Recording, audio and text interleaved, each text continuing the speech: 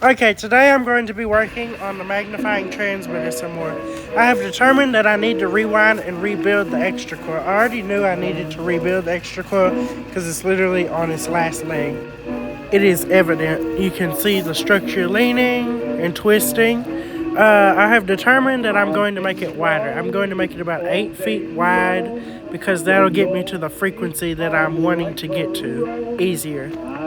So that makes more sense to make it wider. I have determined at this moment that the extra coil is resonating around 200 kc right now, or 200 kilocycles, or 200,000 hertz, or vibrations per second. That is not even close to ideal because I have tuned this set up to favor a condition of 164,920 oscillations or vibrations per second. So the extra coil is throwing everything off. But even with the extra coil that far out of tune, I have noticed some quite peculiar and extraordinary effects on this untuned receiver coil when placed near the magnifying transmitter. So here's the magnifying transmitter, obviously. Here's the untuned receiver coil, obviously. Here is the lead that comes off the end. That's the continuation of all this wire. It ends right there, comes over, and then I've grounded it to this fence post. See, it's not the best ground, but it's there. Now what I can do is I've got to readjust the connections on the primary and get everything dialed in over here, but then I'll show y'all something quite extraordinary. Okay, this effect will be obtained using 2 capacitors, one on each side of the primary and 2 turns of the primary. This is still out of tune severely, but even with it out of tune, you'll see just how powerful it is. And this is not tuned at all. Okay, before I do this, I've got to grab my tripod/music stand. Okay, there's where I put the tripod/music stand. I'm going to put y'all on there. I'll walk over, throw the switch, and then turn it as I go up and approach that coil and show y'all some interesting things. Also, y'all know we're in the broad daylight, so this is going to be hard to see, but this will show just how well this is working. So here I have an incandescent light bulb rated for 120 volts. It's 11 watts, and then here I have a fork. Okay, let's do this.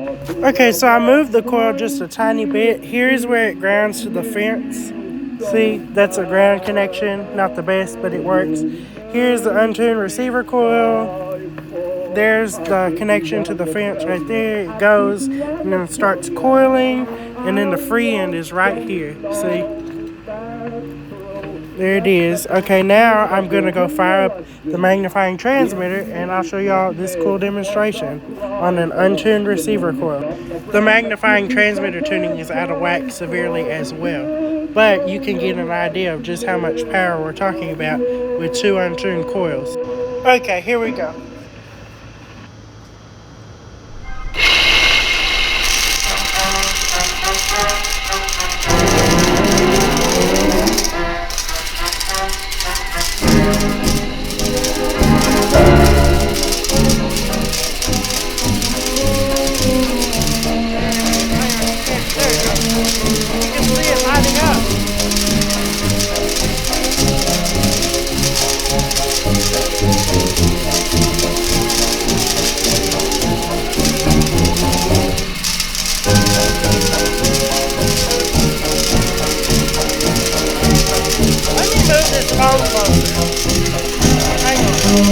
Try not to drop the phone, because that would be really bad.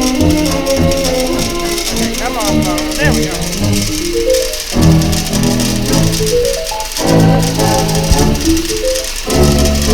I get the blues when it rains. Blues I can't lose when it rains. Each little drop that falls on my window pane always reminds me of the tears I shed in vain. I sit and wait for the sun to shine down. I don't even know if y'all can hear me right now. There's all this electricity. But y'all can see this is an 11-watt incandescent bulb. I'm so blue when it rains. Now let me take my phone up and show y'all the connection. There's the coil.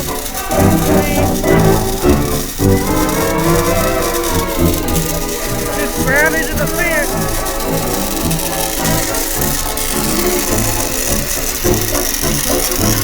Also, let's see how many amps that drew total. Under 10.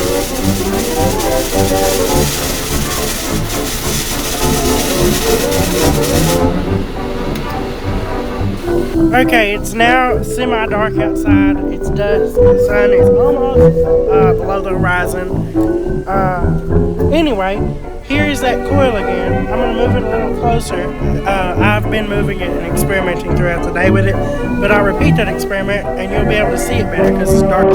Okay, here we go. Oh, and before I do it, here's the light bulb. It's an incandescent light bulb. That means it has a tungsten filament. It's not a carbon filament, but it has a tungsten filament. Incandescent means that it emits light because of heat, so it glows white hot. That's what incandescent means. So here's the light bulb. It's 11 watts, rated for 120 volts, I believe. It's rated for max 130 volts, 11 watts. And here's a fork. Okay, let's do this.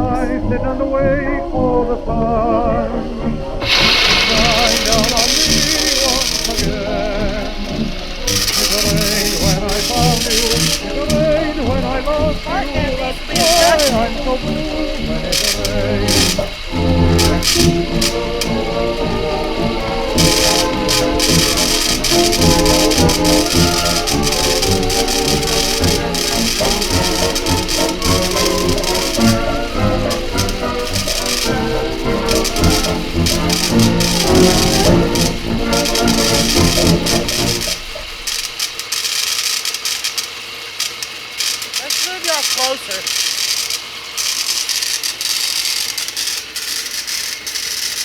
I'm going to try to set y'all right here. Hopefully the phone doesn't fall. Okay, here we go.